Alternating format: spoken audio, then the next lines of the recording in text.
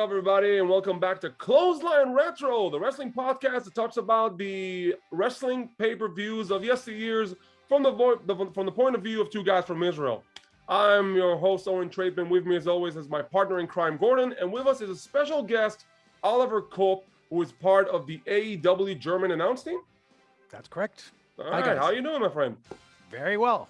I was really looking forward to this, and not just because of WrestleMania, but because I really enjoy your show.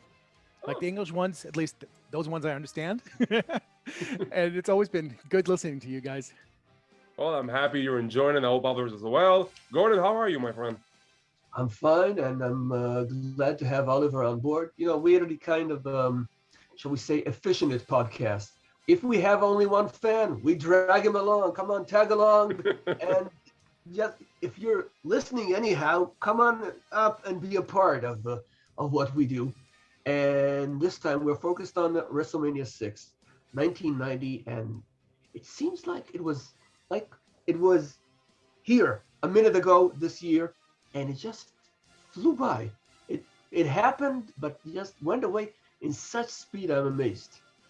All right, let me just elaborate on that, because as you know, we do these podcasts of wrestling's past through our eyes for what we saw on TV, but we're going to take a little bit of a detour because of a special request by Oliver. We're going to review WrestleMania VI, and as Gordon said, it's from Toronto in the Sky Dome in front of 67,000 people, and with the tag name, The Ultimate Challenge, because this is one of the best main events I think the event has ever had, with the Ultimate Warrior as the Intercontinental Champion, facing Hulk Hogan as the World Wrestling Federation Champion, and a champion versus champion, title for title, the battle of the Gargantuans. This is going to be insane.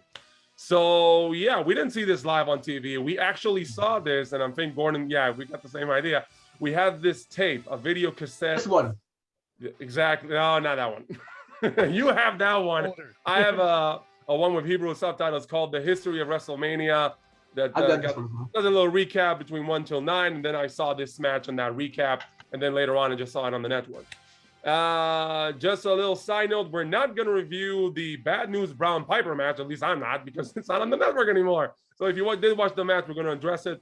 So, sucks for me, but never mind. All right. First off, Oliver, why WrestleMania VI? This was your choice. You know what? WrestleMania VI was one that kind of always stood out to me. I was 15 at the time, and I watched it when it took place, and I couldn't wrap my head around Hulk Hogan and the Ultimate Warrior getting in the ring together, like two people who don't lose, and who's going to come out on top. And I really loved, you know, the entire setting. WrestleManias 4 and 5 were at Trump Plaza, and you could probably count the number of wrestling fans in those buildings, and they would have made up maybe 10%, 20% of the audience, and everybody else was high rollers and not really invested in the product. Here, you had 60,000 Canadians in the building, and they were chanting for everything. There was so much crowd reaction, and I really never forgot that show, for good and for bad. And you already mentioned one of the bad things. Yeah, Roddy Piper and Bad News, but it was a good match. It was a good angle, but even back then, I didn't really understand what Piper was thinking he was doing with the half black, half white thing. Wasn't the story was, if I'm going to jump ahead a bit, the story was that Bad News Brown called Piper a racist or something, and that's why he like dyed himself half black, because he said, I don't care about color, all I care about is kicking. Yeah, I can see why he did that, but even back then it was kind of cringy.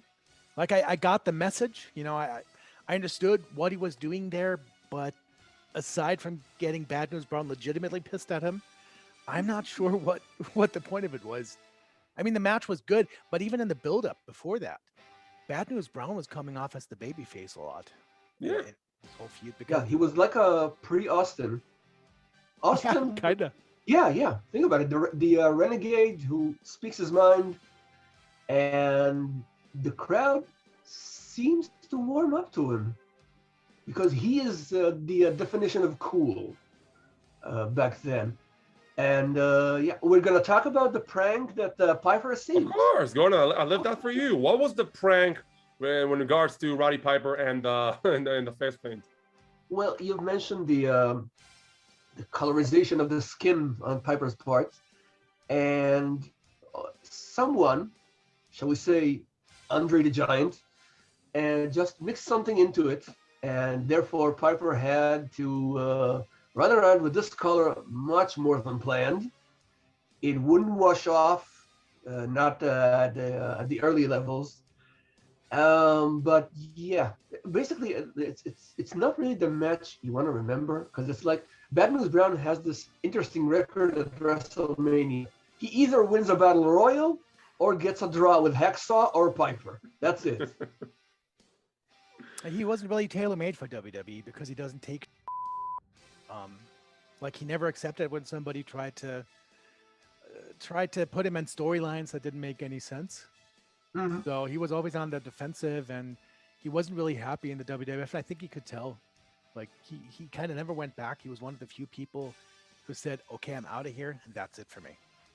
Yeah, last time we saw him in Israel was in the UWF, the Bushido Wrestling Federation, something like that. When he was wrestling. He was a legitimate judoka. Like he was really Yeah. good at judo. Yeah, Yeah. I'm not sure if he went to the Olympics, but it was the story back in wrestling for a while. I He think wasn't- I think he went to the Olympics. I'm almost sure. All I right. gotta look that up. Like Yeah, that's Look how it the up internet after- works. We look things up and Yeah, we'll look you at the can believe things up it or not. after the broadcast. All right. The question that I always ask Gordon: what is the match that wasn't aired? What is a dark match show? Do you know? Oh, come on. You expect me to remember it was Paul Roma versus Brooklyn Brawler? Of course, I expect you to know that was the correct answer. Paul Roma defeated the Brooklyn Brawler. Now, before I even get to the card card was 14 matches. Yeah. 2 of them were over 10 minutes. The Jake Roberts versus Ted DiBiase in the main event. 7 of those matches were under 5. That's insane. I mean, I know I want a paycheck for WrestleMania, but come on. 14 Yeah. matches? I 15 wasn't about to talk about the length of matches, but the number of matches, it's too much. I'd expect them to do what they did in the, I believe, first SummerSlam, where they united several feuds into 6-man tags. Why won't you do it here? Instead of, it's another singles match.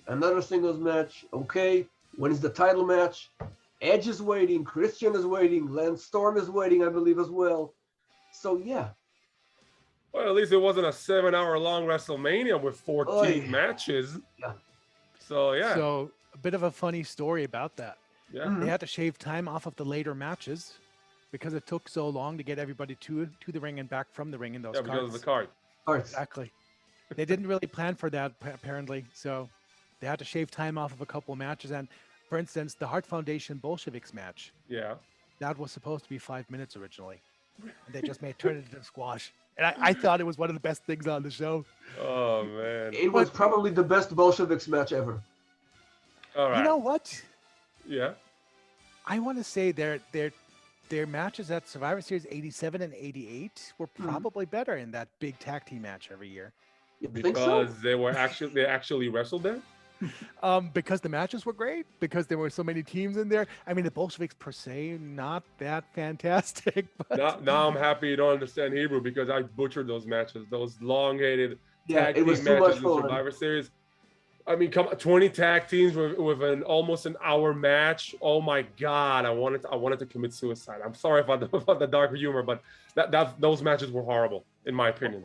see, and I'm kind of on the opposite side of that. No Those problem. were two of my favorite matches of the 80s. But it was probably a matter of being there at the time and watching them Yeah, it was. when they were Probably, airing. yeah. Because of the nostalgia, Also, probably, yeah. It's quite the sight. I tried to sell Oren on this unsuccessfully. To watch this entire, all these men, and know this is the tag team division. This is what we got. You can hardly boast about it in later years. True. Unless we want to tackle the Survivor Series 1992 elimination tag match with Money Inc. and the Beverlys. Yeah, that's what we've had. This is what we have now. So no comparison there. What I'm gonna say, Oren, is that in that first tag elimination match at Survivor Series 87, the booking was kind of puzzling. Like with all these teams in the ring, you're gonna have the Young Stallions and the Killer Bees survive in the end. I mean, it was cool, obviously, but it was kind of weird as well. You know, I'm going to tell you exactly what I said in Hebrew, because in both matches, they start off good. It's fast paced. Every team gets its own time to shine. And then there's a point in the match where it completely dies down. And it's like between 10 to 12 minutes of nothing. They're doing absolutely nothing. They're building it and they're building it. And I'm like, why are you building this? Just eliminate someone. 12 minutes. And it felt like hell. That's what killed the match for me. I mean, those 12 minutes in both matches, they did the exact same thing one year after the other. Yeah. I wish they did it every year still, but they don't have enough tag teams. I wish AEW could they do would. something like Well, that. it came back at around, I think, 2016, 2017, when they had the whole SmackDown versus Raw thing, right? That was the only reason for me to watch the Survivor Series, because the return of the tag team elimination. I thought that would be a nice callback to previous yesteryear, shall we say. If I remember correctly, I was pretty disappointed in that match, but I may be misremembering. No, you're not. It was the one with Sheamus and Cesaro and the Usos as the final tag team. 2016, and then the year after they had a face-off between the SmackDown versus Raw tag teams. It's a long time. All right, so let's get on to business. Let's go from the beginning till the end. Let's start from the top. First off, we get this big video package. Vince McMahon narrates. Oh my God, that was stupid. By examining the galaxy, we see in time and space images in the sky who are powerful, but not as powerful as the image of the Ultimate Warrior and Hulk Hogan as constellations. And I'm like, wow, what did you smoke when you thought about this analogy? Constellations? Probably half a forest. Probably half a forest. Constantly, it's like something Warrior probably pitched in and said, you know what, I got an idea. And this was it. Yes. We're gonna be constellations in the sky. It's gonna be Hulk Hogan and the Warrior against a Virgo and a Libra. And I'm like, what am I watching? But I gotta say it was done pretty well. Then they have the whole silhouettes, and then they turn into Hogan and the Warrior. It's WrestleMania VI from Toronto. We get Robert Goulet singing the national anthem, and the people boo him. This is your national anthem. This is Canada. Why do you boo him? What is wrong with Robert Goulet? They probably wanted to see some wrestling. But Yeah, why do the national anthem? I mean, maybe it's something with Robert. Is he Canadian? Is he? So what's the problem with Robert Goulet? I mean, he's French Canadian.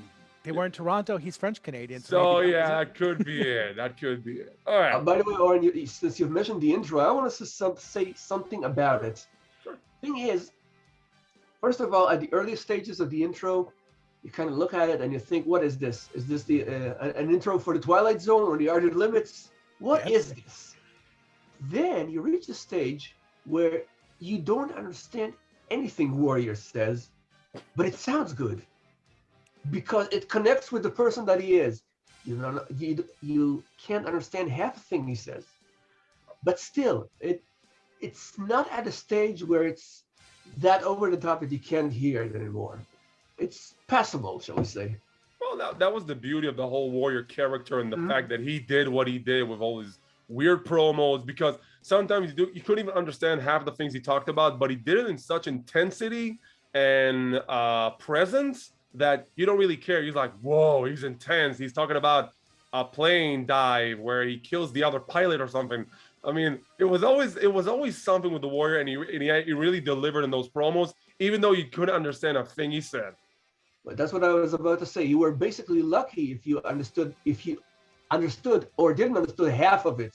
I usually didn't understand the entire thing. I know that Gene Okerlund always cracked up when he was doing stand-up promos with Warrior. Like they had to redo his promos over and over and over and over, especially the ones that he did for like 10 different cities. Like Gene probably wanted to kill himself at that point sometimes. All right, so let's begin with our first match of the evening. The model Rick Martel versus Coco Beware. Good opener. Here's my question. You had Martel and Tito Santana breaking off. There was never a finishing, culminating match between them. Now they're on the same card. They're healthy, but they're not against each other. Why? I mean, why Martel and Coco Beware? Basically, you've had the 1990 or 1989 King of the Ring, where they met each other in the finals. Yeah, it happened. Okay, but still. I think it was 1989. Why wouldn't they face each other on a larger scale on pay-per-view? You are correct. That's a major question right there. And why wouldn't Martel just roll up his hair in a bunch like he did later on? It looks like I'm not really done with Strike Force. I don't know what I should do next, and I don't know. It's not like both Martel and Santana are working better matches than with each other at this point. So yeah, I'm kind of with you on that. They've had something on Saturday Night's Main Event, I believe. Wasn't it? Something like that, I think. I can't really recall. So yeah, Oliver, what you thought about the first match, the opener? Oliver? I don't actually recall any other matches aside from the one at the King of the Ring. I said that there. Yeah, me too. You guys just froze up on me. You froze us. No, You froze up as well. That's cool. Okay. All right. But basically, the match itself, it's quite okay. Yeah, it's Nothing okay. against it. And I believe they will have a rematch, Martel and Coco, towards the next WrestleMania face-off. Blindfold match, yeah. Martel and Coco on blindfolds. That should really be quite a sight, pun intended. And yeah, basically, I can live with that. And referee Shane McMahon. Oh yeah, referee Shane McMahon. Almost forgot about that. Yeah. So it's a good opener. It's a filler match. Like maybe out of all 14 matches on the show, maybe 5 of them had storylines, I think. Maybe 6, if I'm generous. So yeah, but this is a filler match. Martel wins with the Boston Crab. Good opener. Moving on. Kind of broke my heart. Why? Because you wanted Coco to win? Well, no, I didn't want Strikeforce to break up. Oh. Well, it's kind of too late, you know. Yeah, kind of. But because back when they won the tag titles, you didn't really get title changes on Superstars and Wrestling Challenge all that much. So when a thrown together team kind of defeated the Hart Foundation, I was like, wow, those guys. Yeah, it was. Wasn't it supposed to be a Canon connection? Originally. Yeah, but then Tom Zenk left. Zenk was being Zenk and just left. And they paired Santana with him. So the one thing I want to say about the WrestleMania match, though, is I was surprised, even back then, that Coco didn't even really get a real comeback. No. Like Martel did the Boston Crab, he made the ropes, and they did a couple of spots, and then Martel just won. Kind of felt like a Coco went for a match. back crossbody from the second rope, reversed, and then he just ducked in the very last second, and then Martel just grabbed him in the Boston Crab, and that's it. Were you guys ever fans of the Martel gimmick, like the arrogance gimmick, the model? Like I understood the gimmick, but in retrospect, I didn't really have much of a strong opinion about it. It was just a heel that was a model. That's it. Basically, I liked Martel as a wrestler, even though I think that him as a heel, he was less of a wrestler to me as a heel than as a face. He was better as a face to me. The gimmick itself, what else can I say? It's a generic heel gimmick. He's got the every reason he wants to be the show off. And he's got, shall we say, the name of the spray. I forgot about it. Arrogance. He's got arrogance to cover for it. That's right. That's right. We used to kill bugs with it in Israel. Imagine that. It probably smelled in a way that you could kill bugs with it. Yeah. But I'm talking about the 50s and the 60s. We don't do that anymore. Yeah. Just stuff like that. Yeah, I think I'm done here. All right, moving on. We get an interview backstage with the Colonoscopy Connection by Mean Gene. No, it's a Colossal Connection with Andre and Haku. Bobby Heenan calls him on it. What'd you call us? What, the Colossal Connection? No, you didn't. They're talking about the match. They're facing Demolition in a rematch for the tag team titles. The Colossal Connection won the titles from the Demolition on our Superstars, if I'm not mistaken. You said that there were no title changes. Afterwards, almost every title changes on Superstars from the Brainbusters and the Colossal Connection. And we get to the match. Now, if you don't mind, I would like to say a couple of words about the match itself. This is basically a handicap match because Andre doesn't do anything because Andre is physically unable to do anything. He stands on the apron the entire time, barely walks into the ring to do a very weak kick to the abdomen of one of the Demolition members. but you could see Andre can't move. You could see Andre is completely slow, maybe in pain during those times when he was suffering from his disease. And Demolition win. So, Oliver, what you think? Basically, Andre, I'm sorry to say this, would only get worse Yeah. in his condition. This was his last I match. think I've talked to you about this Japan 1992 or 1993 match where he holds the ropes in order to stand properly. Yeah. The match itself, I want to just praise Haku for doing such a good job being like a single wrestler in a handicapped situation.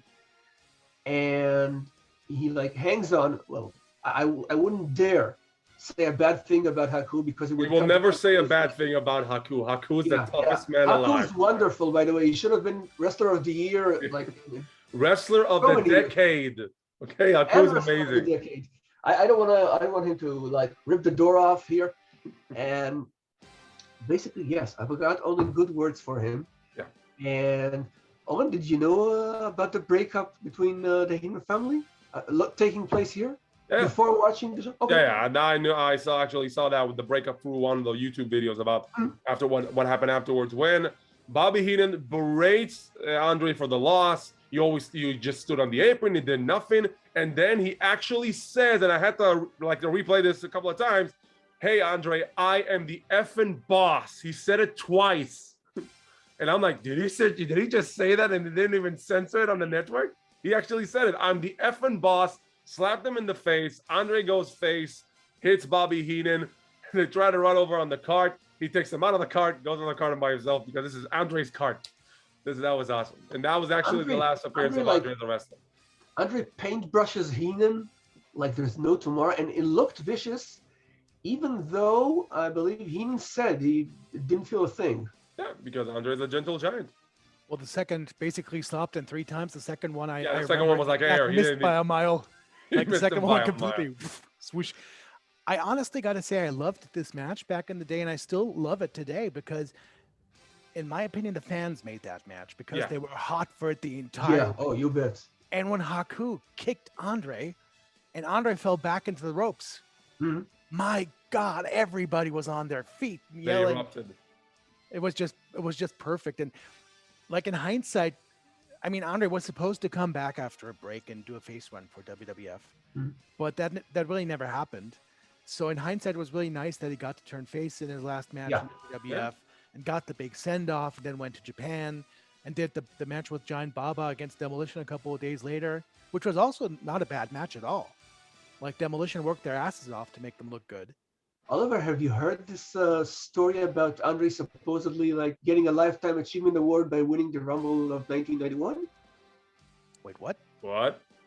Yeah, that was like just like the way Stud was given the that was the Appreciation plan Award at Rumble '89.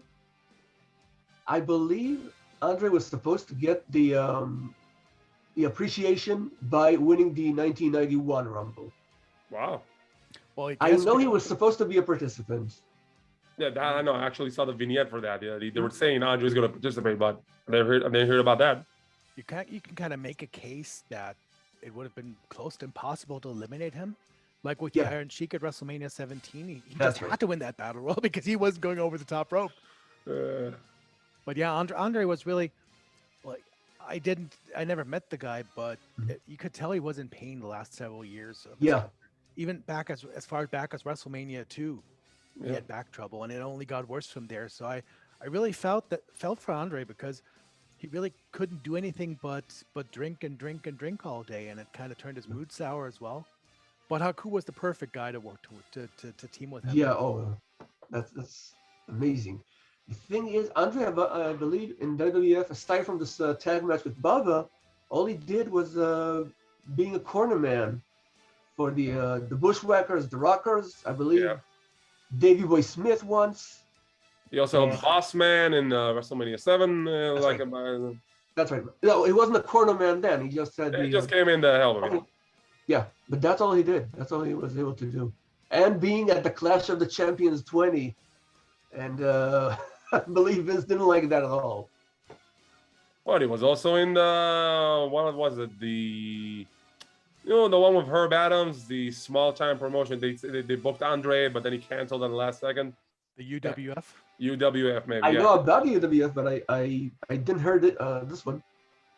Oh, he was like there's the episode of Dark Side of the Ring. They said Okay. the whole episode, and then they said he tried to bring Andre in. They advertised him. He actually did a promo for them, but then Vince found out, and then they said, no, you're not gonna do that.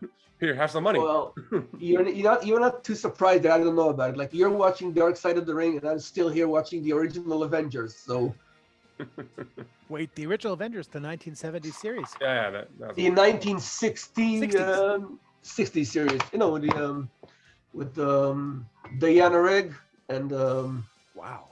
yeah. Honor Blackman from Goldfinger. Wow. And I thought I was old because I just watched. Oh, I'm older. I'm older we're than both everything you col- ever imagined. We're both collecting the classics, but Gordon collects the classiers. Yeah. Check out on Facebook my gallery of DVDs and stuff. I don't know when I'm gonna end up watching this entire thing. Wow. It's like I need three pensions in order to watch this. I just watched the DVD version of When Things Were Rotten. If you guys remember that show. You are the one who recommended this to me. I believe you are the reason I purchased it from Amazon once it became available. I'm sorry. Don't be. It's a nice show, but Mel Brooks did like more memorable stuff aside from this. Of course. Quick word about Demolition. You hear the promo before the match and after the match, but for me, it is a Legion of Doom Road Warriors bootleg knockoff. They try to be tough. They're doing their whole, I'm going to axe them, I'm going to smash them. But when you look into it, like when you see it through more mature eyes, you're saying these guys are complete copycat of the Road Warriors because the Road Warriors are tough individuals. When you hear Hawk and Animal, you are scared out of your mind. But when you hear Smash and Axe, I don't get the same vibes. I get the vibes of someone trying to copy someone's homework. Is it just me, or did you feel the same way? That promo was pretty nonsensical with all those puns. Like I rewatched it, I think yesterday, and I was like, what are these guys on?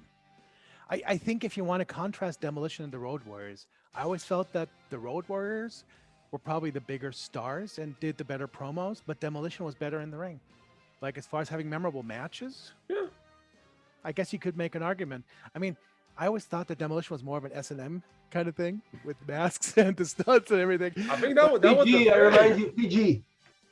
Oh yeah, right. I mean, they were big fans of the gummy bears. That's right. Oh, I don't know how I'm going to work around that, but I'll find a way. But anyways, yeah, they had a more mature theme to their attires, and who actually thought that was a good idea? I mean, I don't know. They thought, hey, look at the War Warriors. They had like shoulder pads with spikes. Let's do our stuff with helmets and what? Let's do more spikes. Just make them small. Yeah. Yeah, that's right. I'll tell you what. I believe Demolition started as like a knockoffs of the LOD, but they soon grew on their own and had their own success. Yeah. Look, several teams can say we were in line for the tag team championship, but then LOD came. It could be either Demolition or Rhythm and Blues, which we'll get to, and several teams, and everyone got at least down a notch once LOD arrived. There was one match on a random primetime wrestling. That's still one of my favorite tag matches ever. It was Demolition defending against Tito Santana and Jim Brunzell, which is like the most random pairing ever. But they had such a great match. Really? I seem to remember something vague about it, but Brunzell, I think I've amazed Owen once by telling him, Brunzell lasted until 1995 as a job, I believe. That's a long stay there. You want a random tag match? I'll tell you one. The Head Shrinkers versus Tito Santana and Bob Backlund. Oh, wow. Yeah. Or against Hacksaw and Kamala. Oh, that actually happened. How do you hear? That's really random. I don't even remember either of those. That's like Battle Bowl random. That is Battle Bowl random. Hacksaw and Kamala. I would pay for a Battle Bowl to come back. Like Actually, I actually thought when AEW announced their own Battle Bowl, like the Battle Royal, I mean, why not do the whole shtick? Why not do the whole tournament, like the whole concept? I mean, that actually is going to work. I could get behind that. Have people who are feuding teaming with each other. Yeah. Cody teaming with Malachi Black. Mm-hmm. Hangman and Kenny Andrade together. and Pac, and they can have Hangman in one of the Bucks. It's going to be awesome. Chris Jericho and who could? Oh, it could be Orange Cassidy, I suppose. Orange Cassidy or MJF. You can work around. Oh, that's good. Yeah. You can work around. You can find all kind of things in a concept like Battle Bowl. If they have the, I think I can call it something else, but if they have the proper concept, they could actually run with it, and it will be awesome. Not just the Battle Royal, just the whole tournament itself. See, the one thing I really want them to do is have trios titles and do a trios tournament. Me too. Because I want that. they have so many good 3-man groups there. Yeah, so many factions, so many people that can actually work with that kind of a division. I'm just hoping they're going to pull the trigger someday. Who knows? Fingers crossed. Fingers crossed. I'm going to go Star of David with the. It's kind of complicated. We get an interview backstage with Earthquake and Jimmy Hart. Now, here's a question. Earthquake was wearing his bluish attire. Mm-hmm. The last time I saw him was in the Rumble 90, but he had the same attire with a Canadian flag in the middle. He was the Canadian Earthquake. That's right. This is Toronto, Canada. Why doesn't he have the flag? Probably because it was supposed to be a heel. So we're just going to ignore the fact that a second ago he was the Canadian Earthquake with a Canadian flag on it. Yeah. Look, basically they have omitted the Canadian, like I believe a moment after a second later they just throw it out there, and it was like, what? No, we're gonna scratch that. What, the Bingo Warrior? No way, man. We're gonna do it. I mean, if you're gonna say something about that, what about the match later with Bad News and Piper? Both Canadians, and one's built from Scotland, the other's built from New York City. You're like, why? It's Toronto. Oh, weird. Wait until we get to the Dino Bravo match. I'm not gonna spoil it now. Oh, all right, so it's Earthquake versus Hercules. I love Hercules. I actually love the character. I love the guy. I thought he was a good mid-carder. Doesn't need any more than that. And he had a good, solid run against Earthquake, and Earthquake demolishes him. And I thought it was a very good, decent match. Yeah, and it was, I believe, quite obvious the result was. Because, first of all, I think you've already seen Earthquake squashing Hercules at the Survivor Series. Yep. So you knew what was coming, and like Hercules wasn't going anywhere until Paul Roma just befriended him and said that they got to Vince and said, let's do a tag team here, have him turn heel. Yeah, he wasn't like doing anything notable, I believe, as a face, aside from the DiBiase feud. I was kind of surprised, to be honest. I thought when he was a heel, he was impressive, but he didn't really show a lot of charisma. But then when he turned him face, he actually managed to be a pretty good face in terms of having the good comebacks and doing fiery comebacks mostly. Yeah. And I thought this was a really good match. I mean, Earthquake was a competent wrestler back then, and so was Hercules, and they kind of worked a really good strong person versus big guy match, I think. Yeah, exactly. The sentiments exactly. I thought it was a very decent match. The compilation, like you said, strong man versus big man, worked really well, gelled really well. And in the end, Earthquake wins, of course. Then he squashes Hercules again. And I liked it. I thought it was actually a good, decent match and a good push for Earthquake. By the way, I've probably mentioned it before, but people should know Power and Glory started as faces. How amazing is that? Very. Really?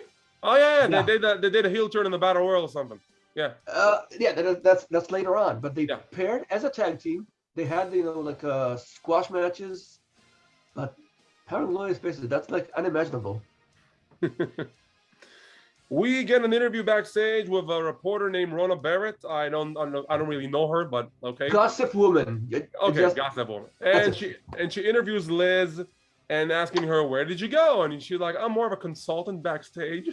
And why you're on ringside? Because I want to be at ringside, but I don't want to disappoint anyone. Because if I'm at ringside and I'm not helping the one I manage, then I disappoint them. What? Well, Liz, in interview. Where's your thought process, lady? I mean, what do you mean? The people want to see you. No, I don't want to be outside. I don't want to be near ringside where they see me. so they won't be disappointed that I don't do anything that I usually don't do. Look. I believe that Liz was very charismatic when she was there, not talking. Because when she talks, she's very bland. We're not chauvinist. It's the character. I'm just going to emphasize. It's just the character of Liz. And she did absolutely nothing. Okay. I should have said that. As a character, she seemed very bland to me. I felt that she was an integral part of Randy Savage's package. I mean, Sherry was fantastic, and I felt she eclipsed Elizabeth in a lot of ways, in different ways. But as far as being a big part of the Macho Man becoming a big star, I think Elizabeth was central to that. But I would agree that without Randy, I didn't really know what she was doing there, to be honest. Like, what was her purpose? I'm like avoiding the. I'm really avoiding the possible dark humor here, and saying Elizabeth was just in the closet when. Yeah. You're horrible. Yeah, I am. I am evil, and people don't believe it. Luckily, our Laura fans already know about our dark humor, so yeah. Certain sides of me bursting out. You should hear him in Hebrew. All right, so we move on to an interview backstage with Brutus the Barber Beefcake, talking about his upcoming match with Mr. Perfect, and then we move on to the next match, Mr. Perfect versus Brutus Beefcake. Now, basically, the story is they had this feud.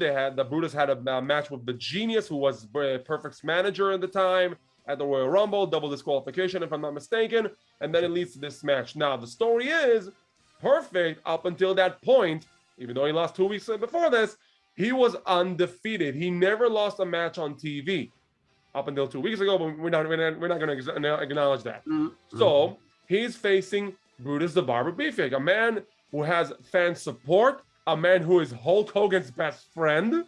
So guess who wins? Yeah. I didn't like that. But here's the thing: he won after he catapults Perfect to the ring post. Perfect's face hits the actual ring post, not the turnbuckle. The ring post itself knocks himself out, so it kind of protects Perfect in loss. I don't think so. Basically, I believe that's a slingshot, isn't it, Oliver? Slingshot, yeah. Catapult, slingshot, you know. Okay. It's the same thing. Yeah. You know about wrestling moves. Yeah. Yeah, just a little bit. Look, I can't deny Beefcake's getting the support from the fans.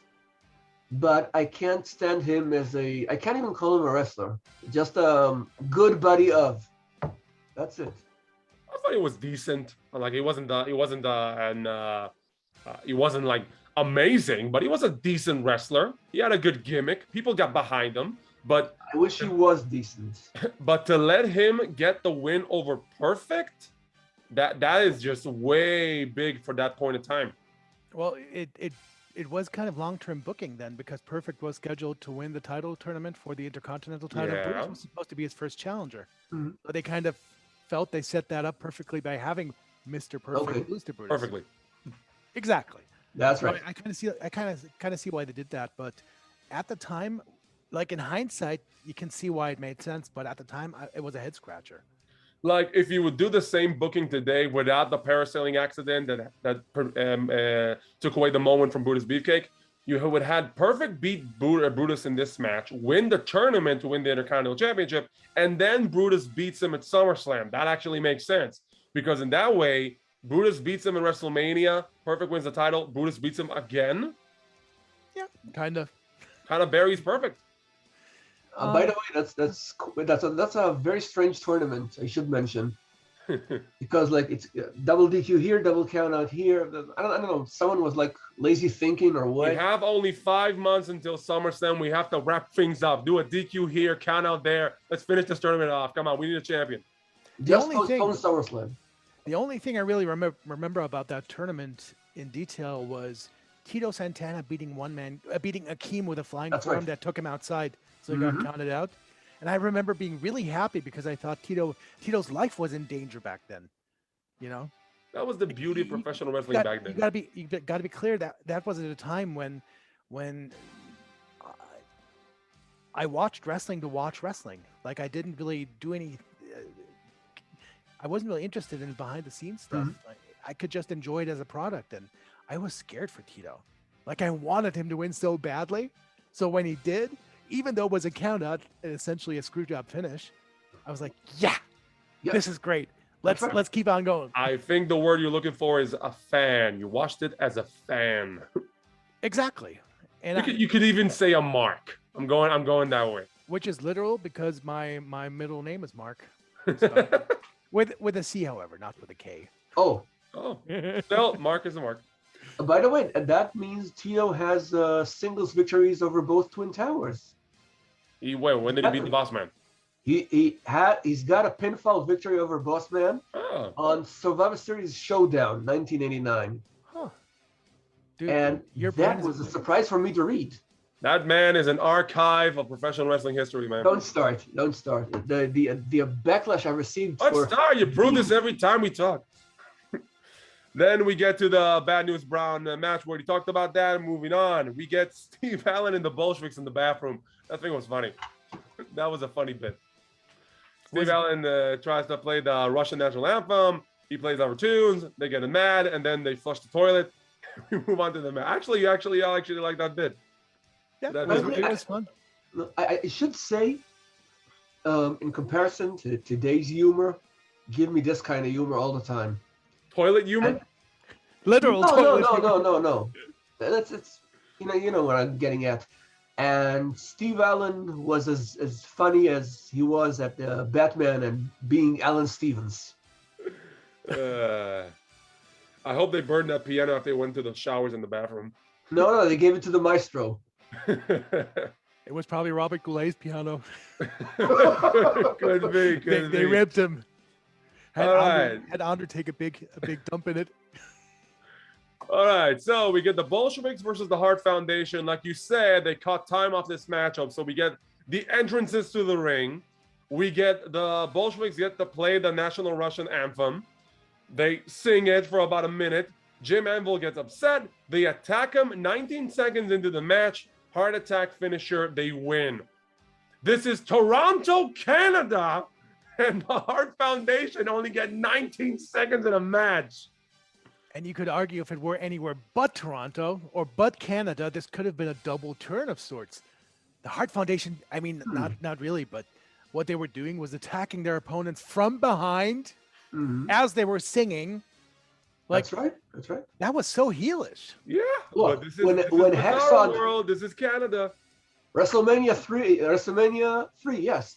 Hacksaw Duggan attacking the foreign connection while Volkov sings, because this is the land of the free.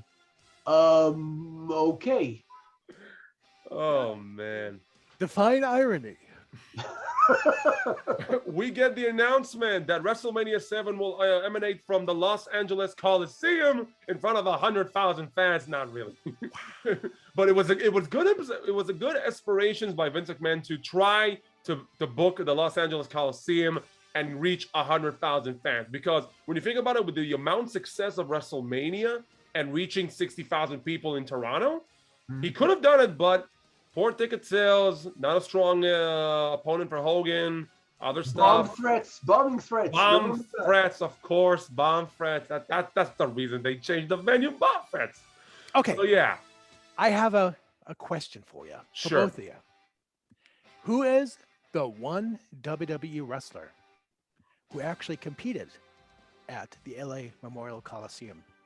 I wouldn't know. I'm very, very weak. Wait, we're talking wrestling wise or like Olympics wise? Not the Olympics, but not necessarily wrestling either. Oh, okay. That's actually a big hint. Oh, well, once you've left wrestling, I have no interest in any other sports.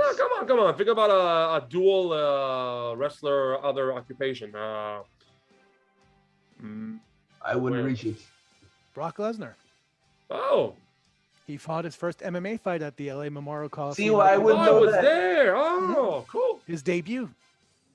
Which he lost, right? The Frank Mir. Oh, he won. He won his debut. He lost the second K1. This was K1. And with a better referee, he would have won that first Frank Mir match. Because that stand-up was fishy as it could have been. Keep it PG. Yeah, that's okay because I like the rematch anyway, where he demolished Frank Mir, and I was happy after when he did the promo afterwards. That Pulled was the a good horseshoe out and had a Coors Light. All right. So, what's next? What's next? We get the Barbarian and Tito Santana. Tito Santana gets an interview backstage. He gets the time, he gets the interview, and he loses to the Barbarian. I know it's Gordon's favorite, but still, that still hasn't changed his attire yet. He still has his old Powers of Pain attire, and he finishes him off with a top rope clothesline. And I'm like, why is the Barbarian winning if Tito gets microphone time? Because he should boast his new manager, Bobby Heenan. So how come Bobby Heenan doesn't do the microphone time? Like, how come he doesn't boast about Barbarian? He talks about Andre, about his favorites. What was his line? He was a good line for that. If you stick with me, you go to the top. If you don't stick with me, you'll never heard from again. I can't cover all bases. So what I do remember is that Barbarian was given Tito Santana as a test at that WrestleMania to see how good a match he can have with somebody who's really competent, because they were toying with the idea of having him challenge the Ultimate Warrior on house shows after WrestleMania. Well, for house shows I can understand, but like for pay-per-views, I'm sorry, Gordon. Yeah. Barbarian is not in that level. He's still really good though. Yeah, he's good. He's actually really good. Today. Yeah. That's the first I hear about this, by the way. Yeah, I know some stuff too. Yeah. No, but imagine that. Barbarian was. I mean, I never really saw him as a big star, single star. I always felt he was a better tag team wrestler. Like his team with Haku in WCW. Faces of Fear. Awesome tag team. Yeah, and Powers of Pain. I mean, in hindsight, I can see why they were not that big stars or didn't become such big stars in WWF. But when they had their debut, I was like, whoa, these guys are powerful. Yeah, they've got the Baron. Yeah, exactly. Oh my God. Now that was a choice. I remember talking to Gordon about a story where I see a video of Mr. Fuji selling the Powers of Pain. One of them, he sold the Warlord to Slick. He sold Barbarian to Bobby Heenan, and then he brought the Orient Express. You had a tag team right there, and you split them up for the money, for the profits. Hey, in storyline, he probably needed to buy some more property on Hawaii. Maybe. Like he's devious. You can't tell a devious person. All right. Did you ever hear about that? The what? Like Fuji and Morocco, they bought property in Hawaii when they were in their. I've heard something about it. 20s, 30s. Like when they were working together in the late 70s, early 80s, they bought a lot of property in Hawaii. Wow, that's insane. They made so much money off of that later. I don't remember this. I remember Fuji Vice though. Oh my God, Fuji Vice was amazing. Like that's the sort of thing I would love to see more of today. I agree. Despite the fact it doesn't include wrestling. Yeah. But it's entertainment. That's the whole thing. Why not? Like the closest I saw to Fuji Vice, Southpaw Regional Wrestling. Maybe that's the closest thing, and that's not the same thing at all. We need stuff like that. It's kind of like when they did the Bubbly Bunch during the AW pandemic shows. Yeah, it's like completely insane, but give me more of that. Impact had something similar with like a Big Brother parody something. I don't remember the name of it, but it was weird, not really funny, but at least they tried. They tried something different, so I'll give them that. I mean, it's kind of like being the Elitist today. Yeah, exactly. Being the Elite is like it's a storyline into kayfabe, it's in shenanigans and parodies. I can relate. Like it's funny. It's good content. Yeah. Not everything's gonna hit, but the things that do hit, really funny. Like the entire thing they did with Brody Lee in the Dark Order. Oh, papers! Oh my God, that was funny. It rehabbed everybody. I mean, look at how over John Silver is today. Without those comedy skits, nobody would care. Yeah. Because that's when he showed his personality for the first time. I agree completely. So there is space in the wrestling realm for comedy, but it has to be good comedy. Exactly. Yeah, I don't like Vince kind of comedy. Nobody likes Vince's comedy. Nobody thinks Vince's comedy is funny. I believe it hasn't been in 30 years. Bruce Pritchard seems to like it. Well, he's the only one. He's getting paid to watch. Yeah, Exactly. yeah.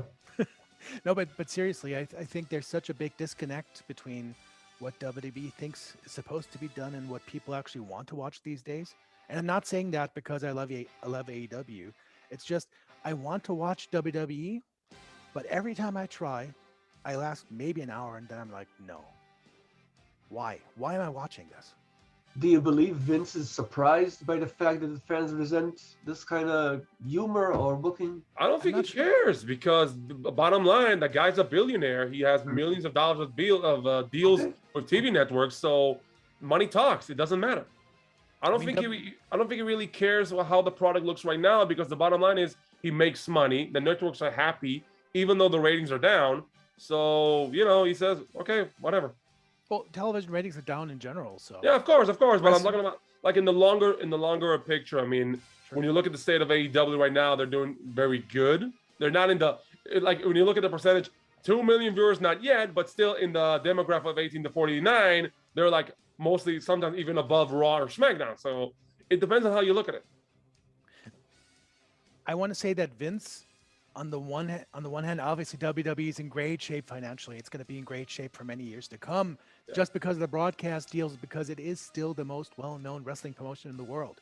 Yeah, Let's be clear about that. They Yeah. have a long history. They have a library that goes back 40, 50 years. I mean, that's a lot of history if you want to Yeah. delve into that. Right.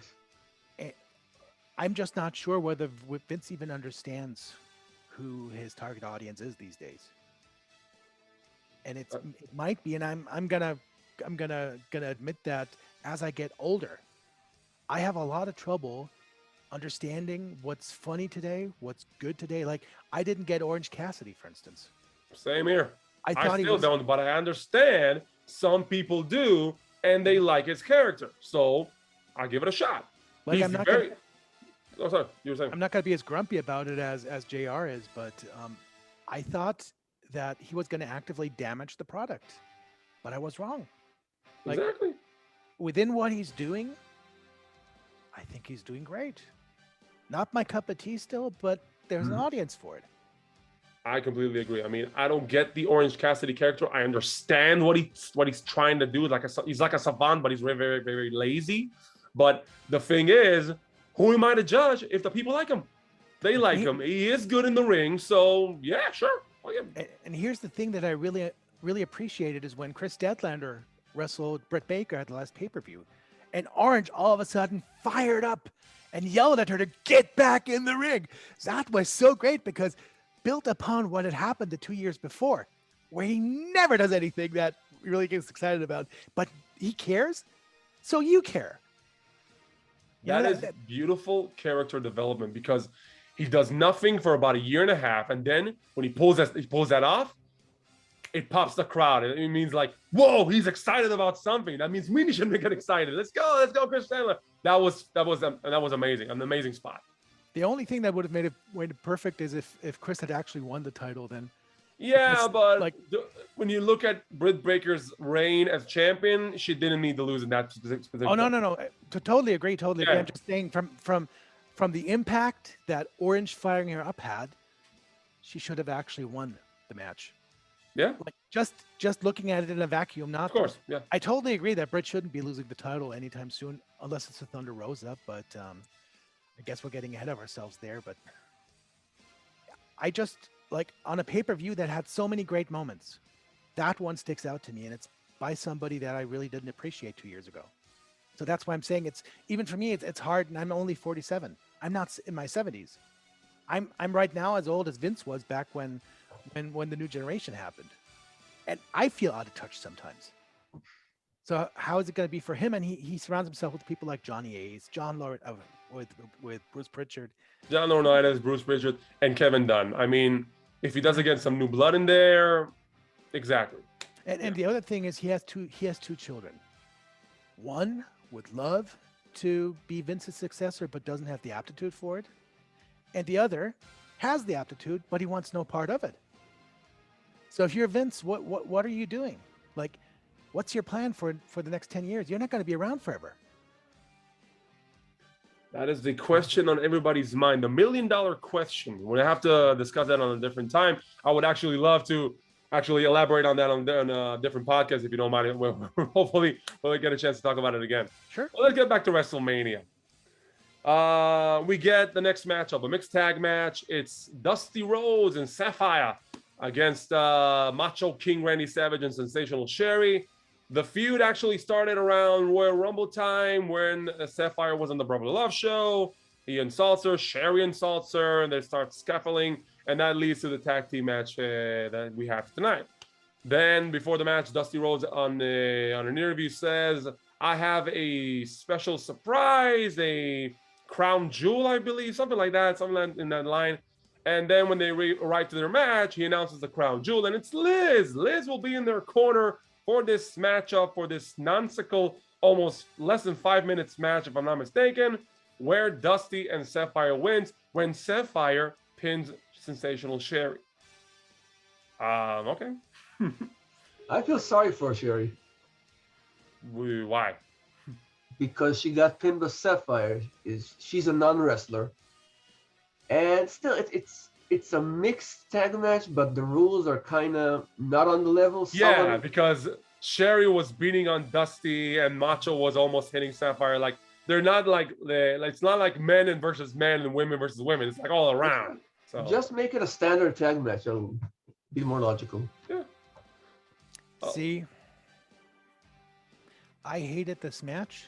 I hated the entire feud. I hated putting Sapphire in the ring. I hated putting polka dots on Dusty Rhodes and turning him from one of the best baby faces in wrestling into a laughing stock. I got to tell you a little story here. When I grew up, I lived in Texas. I grew up on world-class wrestling. Oh. And when we moved to Germany in '85, WWF was the only thing on TV. I didn't actually watch wrestling again until '86. And the first show I watched was the show where Randy Savage won the Intercontinental title from Tito Santana. And I was like, this is fantastic. And then I switched on again the next week, and I saw one of the worst WWF 80s style matches. I can't even remember what it was, but it was so horrible. I was like, what is this crap? Randy Was that Savage. wasn't that the one with Tony Atlas versus Taylor City? It's possible. I just remember it was really bad, and I really questioned my decision right away to watch WWF after that. But Randy Savage was always my favorite wrestler. Yeah. Still is today. His early time back in the WWF is my favorite period for him. And to see what they did here at WrestleMania VI with Dusty, with Macho Man, with Sherry, I felt it was a slap in the face even as a 15-year-old. And I still very strongly feel that it was one of the worst matches and worst feuds I've ever seen in wrestling. And that's my hill, and I'm gonna die on it. I agree. I get your drift, because Savage was basically a very unique character. Back in the should we say mid '80s, where all the heels were kind of Bundy and Gang and the powerhouse guys, and all of a sudden comes this guy. He's not too big, but the stuff he can do in the ring it's simply amazing to think of. And here is relegated to this comedy style match, even though we won't have another kind of match, I believe, until WrestleMania 10. And this is, So, Savage doesn't get the proper treatment here. In a feud that actually has the potential to be a very good feud between Dusty and Savage, it doesn't even come close. The whole feud is nonsensical. It's not good. The tag match is not good. The rematch they have at SummerSlam is not good.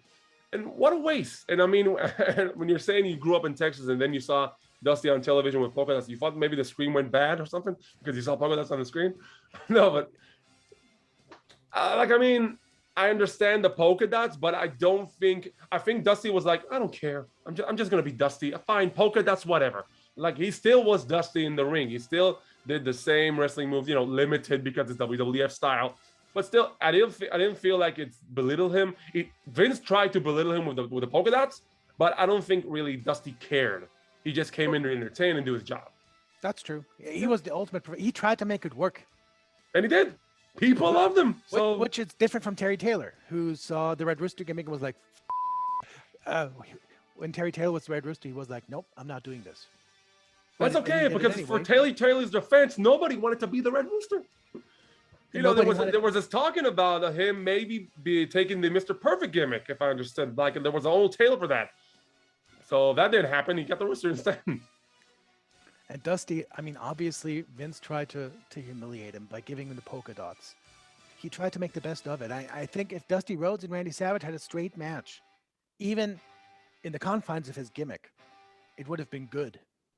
But I'm sorry, this didn't work for me. No need to apologize. It didn't work for any of us.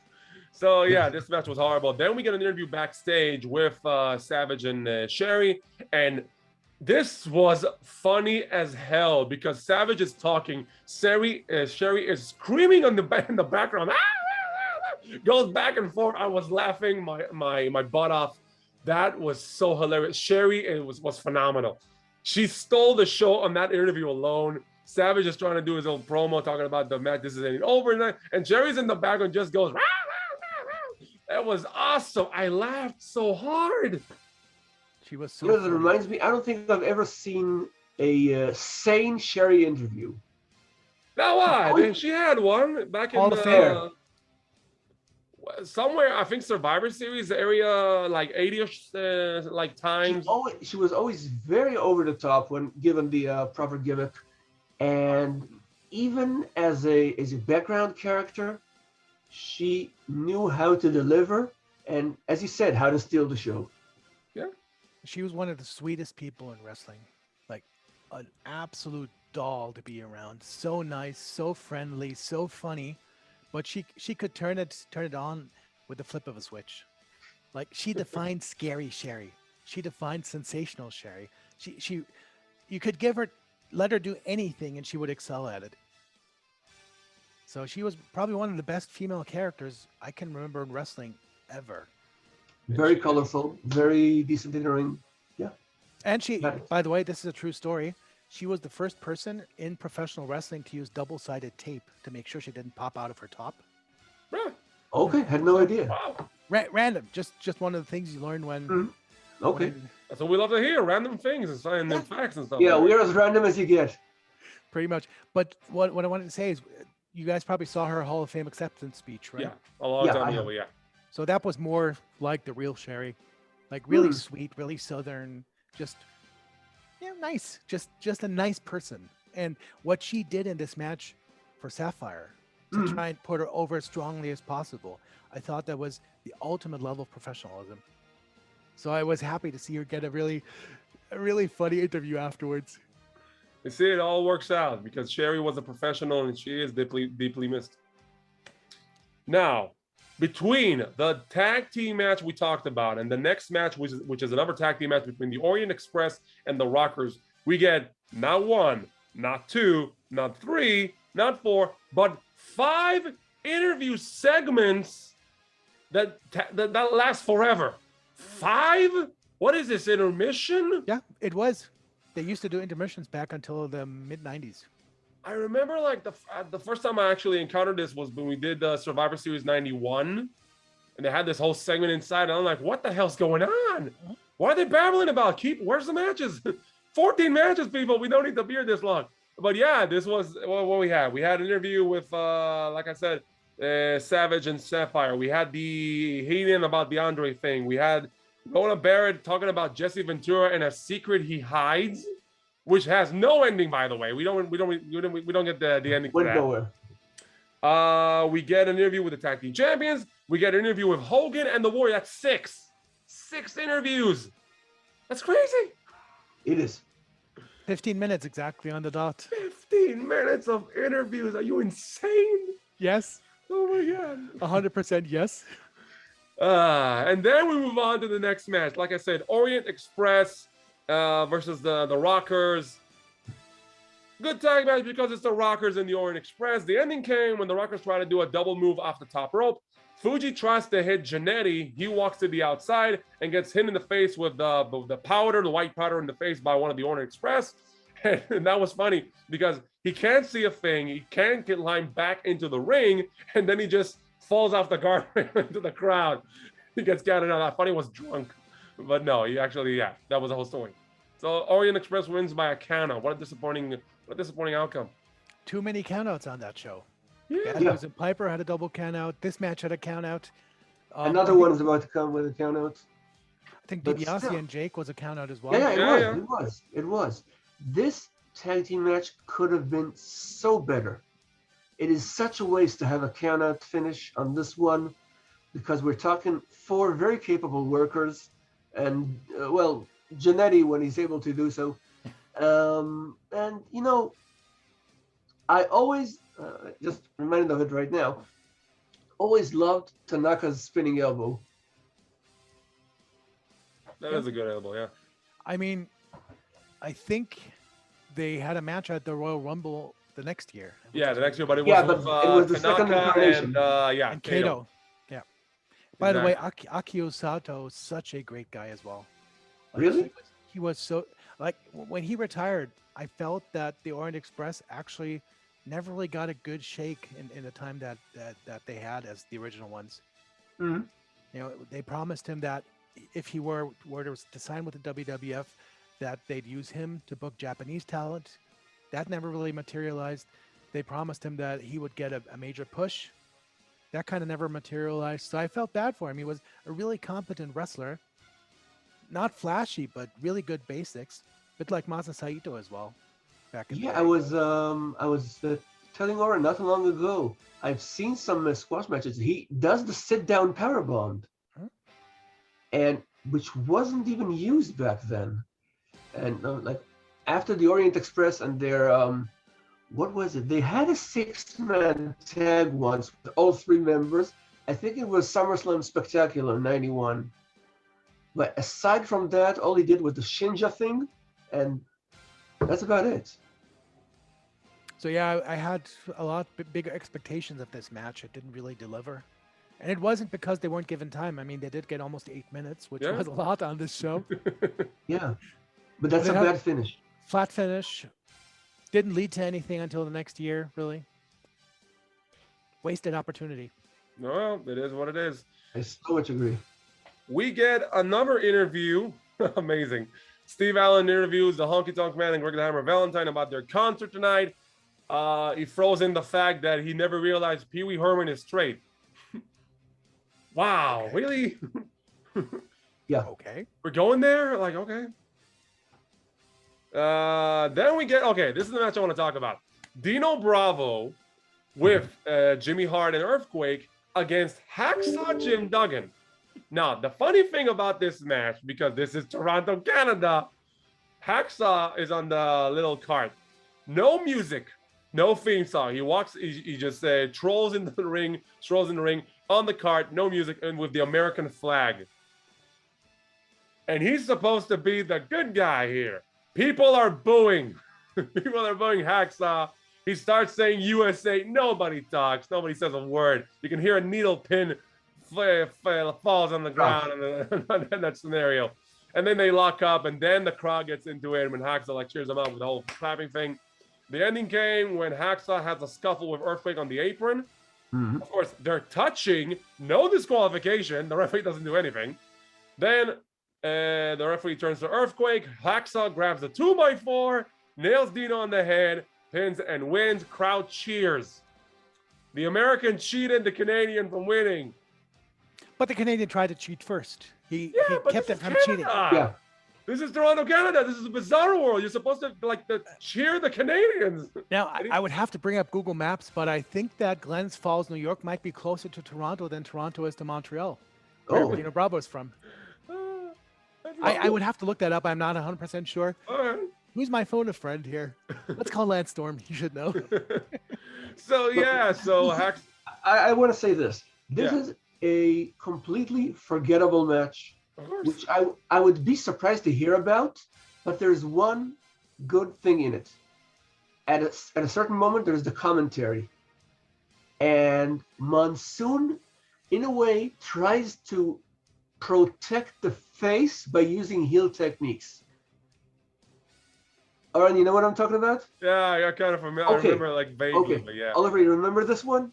I just remember that Jesse kept going on and on about Gorilla eating one hot dog after Why? another. Why? That was the trigger for it. Look, look. At a certain point, Duggan shoves the referee away. And Ventura says, Duggan just pushed the referee away. And Monsoon says, he did, I didn't see that. And then Ventura blurts out the most hysterical what you've ever heard. And Monsoon repeats, he says, I didn't see that. And then he opens up the dam of Ventura just flooding him with insults. You are sitting here with your hot dogs. Look at you, Monsoon. You're a mess. That was the entire thing I remembered for this match. Nice. I'm surprised this was Jesse Ventura's last pay-per-view event afterwards Yeah. because he left the company a couple of months after. But he and Monsoon were always a really good team. Like, Yeah, I they were. enjoyed listening to them because you could tell that they have a certain rapport. That's Like, right. That was always good when you have a good team, they have a good rapport with each other. That is why, even though I have a lot of respect to Jesse Ventura, there will never be a better team than Gorilla Monsoon and Bobby the Brain Heenan. That is my favorite commentary team, bar none. There will never be 100%. another. I agree. The thing is, Ventura used to sometimes kind of, shall we say, defend the faces or be not as evil towards the faces as Heenan was. Heenan was all out. Which was good. That's It right. was, it was insane. It was great. It was actually great. Completely great. Most of the things I still watch from that era is primetime wrestling Mhm. because I loved those segments with Gorilla and Bobby, where you could just tell that they were trying to antagonize each other in storyline, but were really good friends underneath all the bluster. Like, even though I had no idea back then about anything that went on backstage, it was so clear that they were friends who were actually just pretending to hate each other. And I Mhm. felt that it made the show so much more watchable. I completely agree. Though Look, they had a chemistry on screen that was untouchable, and you can really see these two guys are really good friends. God, I you miss know, them. it's got special meaning to me, at least because it's clean humor. You don't have to go to, to the Boweries of the soul in order to use toilet humor or any other thing. It was clean. It was funny. That was the main thing to me. And Bobby never missed a chance to put himself down, That's right. which I loved. Like, he always set up Monsoon perfectly for the perfect comeback. Yeah. So unselfish.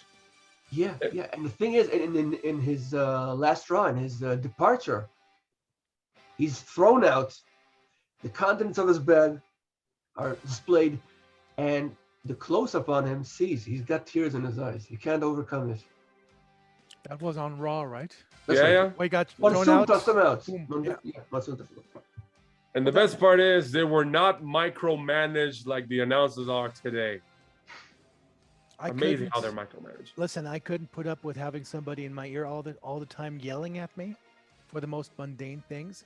Like, nobody who does commentary should object to having a producer talk to them. But it should be about factual things, not about somebody not liking something you said or mispronouncing a word. Or I mean, with Vince, the one thing that always pops up when I talk to people who actually work there as commentators is he gets mad at you for not saying stuff that nobody ever told you about. Like, Wow. it's like they expect you to read Vince's mind when he's not even in the room. Yeah, but that's why they have a script for the announcers to say certain stuff, even the entire how do you call a match, word for word and move for move. That's just insane. It's supposed to be like commentary is about freestyling. It's about responding in the moment. Like you can't have it micromanaged. It has to be real.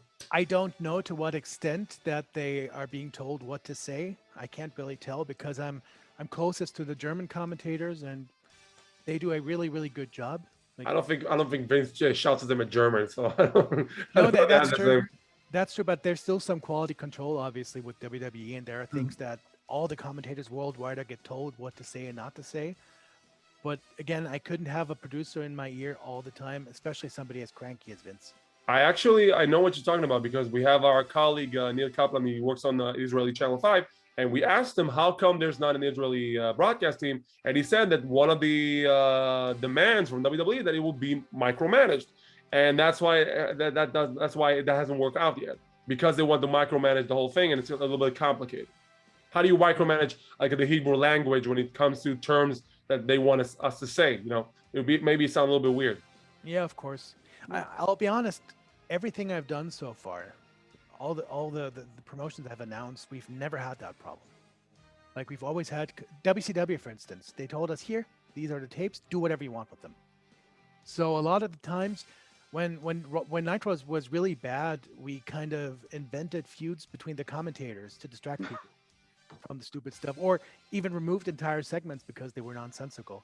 And WCW had no problem with that as long as we kept growing the product over there. And with WWE, it was really different.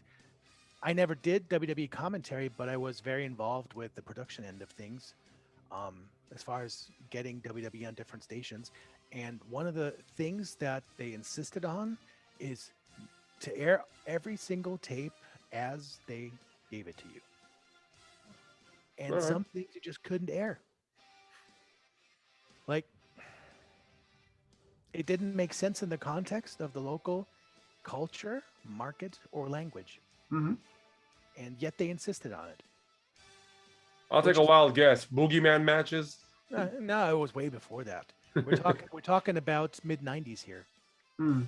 Like WWE, until they got their current television deal in Germany, they kept bouncing from one station to the other every couple of years because they were so difficult to work with.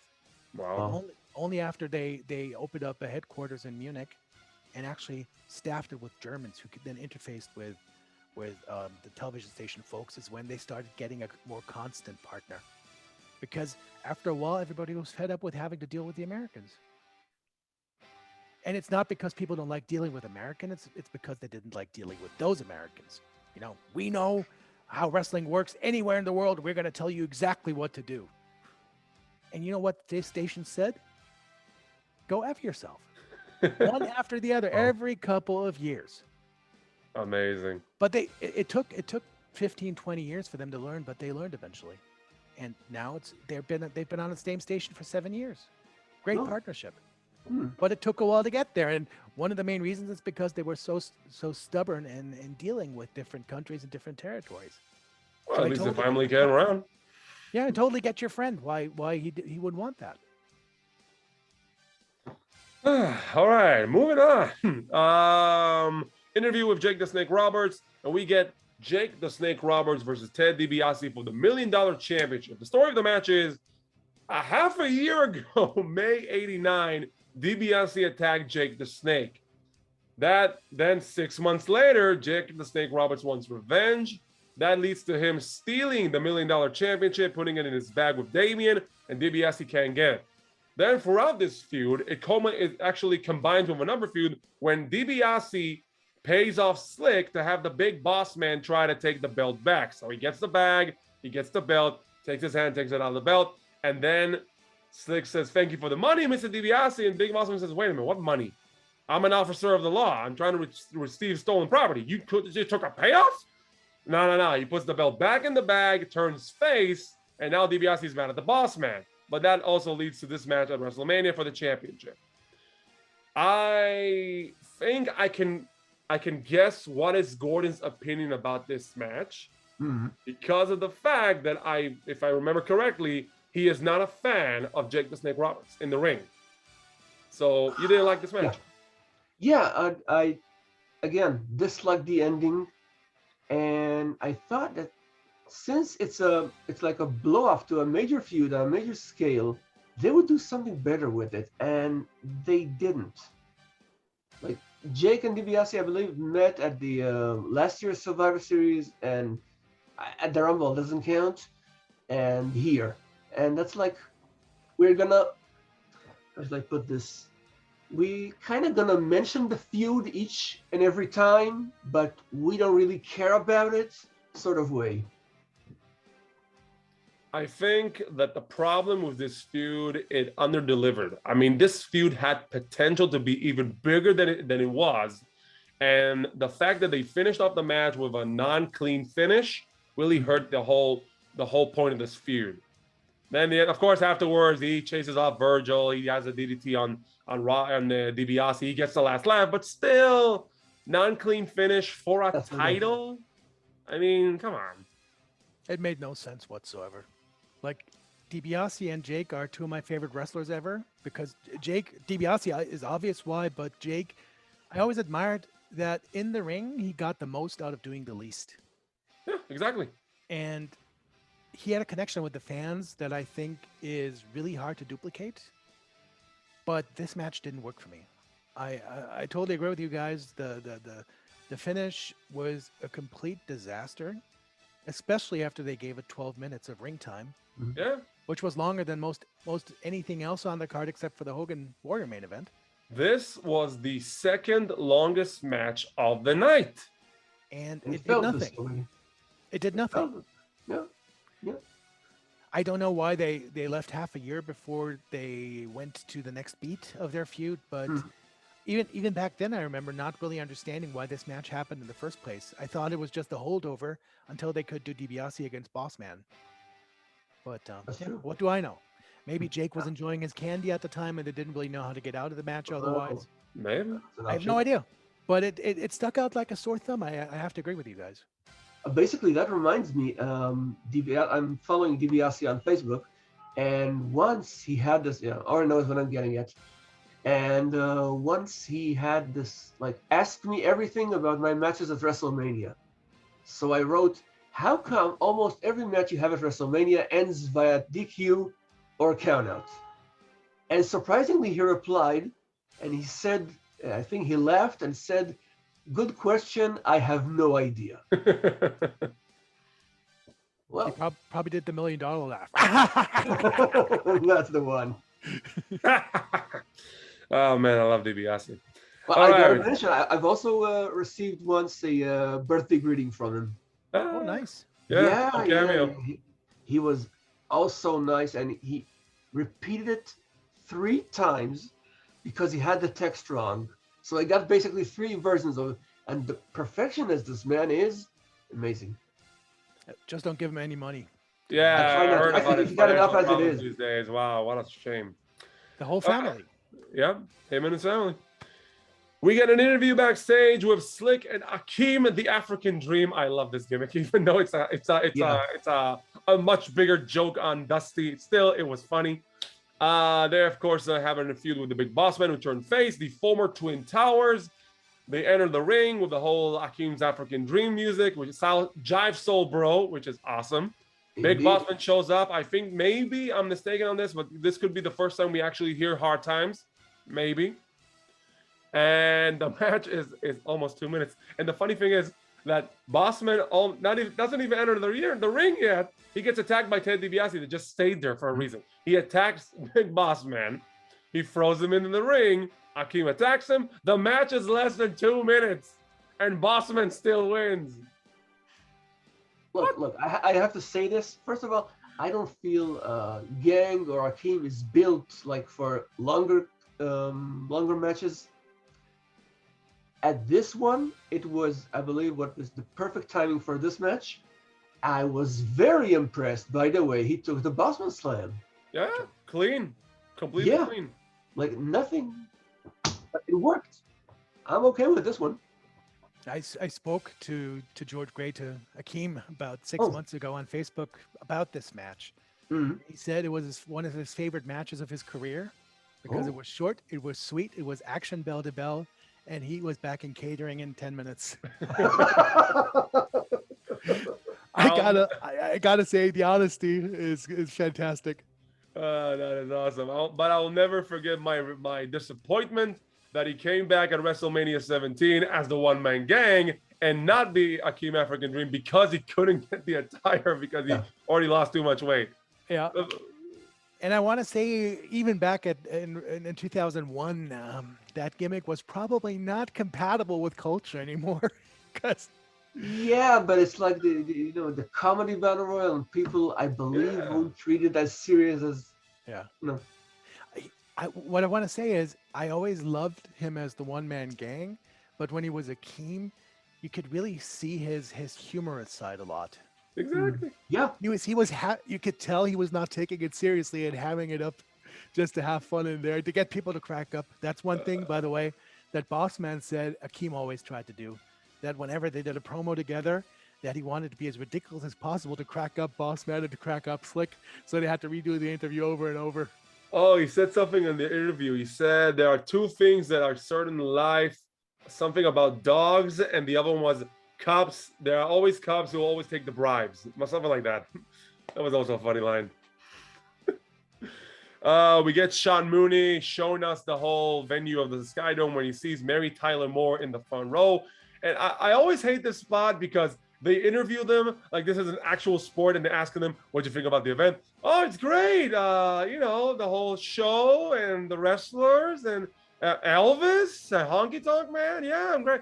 If you should coach them beforehand just to let them know, listen, we're going to interview for our product. You'll just, here's a couple of singers you can say on camera so you don't look ridiculous. They always did this. They did this on other WrestleManias as well. I mean, why? Why? It's hard working with celebrities. You know what? Even take celebrities aside, the Steiner's mother, SummerSlam '93, they interview her, and she's like, "Just leave me alone, Penningill. Leave me alone." And she was right, because he was annoying.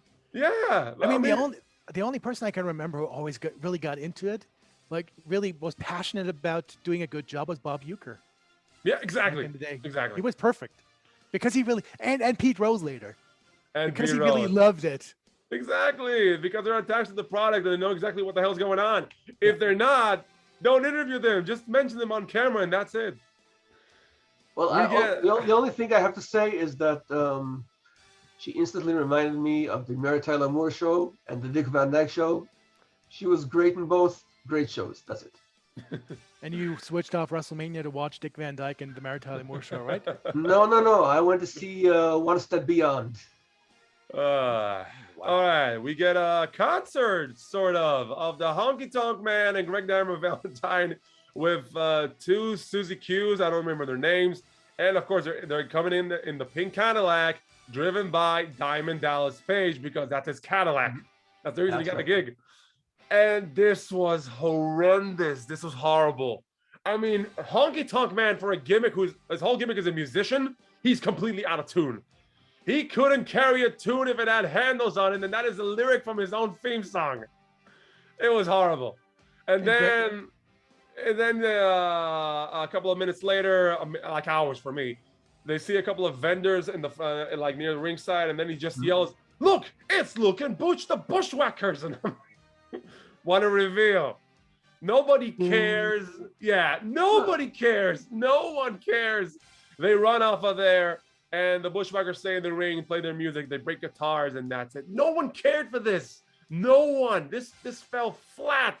Who do you I think? had a problem with it being a Greg Valentine fan, and I think Greg Valentine had a problem with it being a Greg Valentine fan. I was about to say Valentine had a problem with both later on turning face and this time around coloring his hair and actually becoming a Honky Tonk Man duplicate.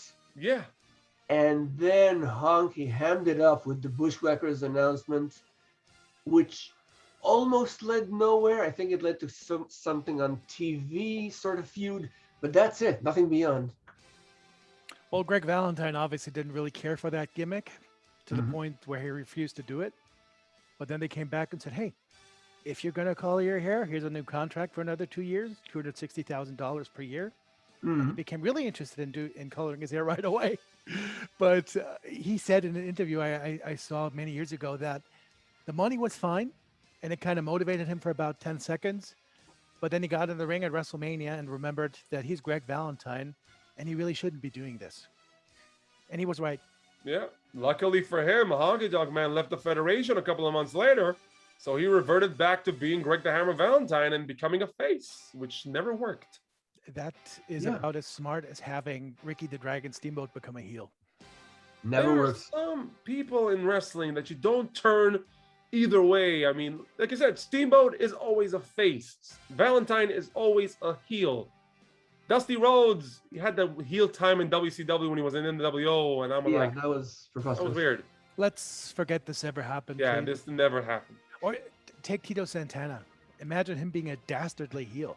El Darko Matador, Tito Santana. That could Exactly. actually, that doesn't work. That's just El Narco. El Darko.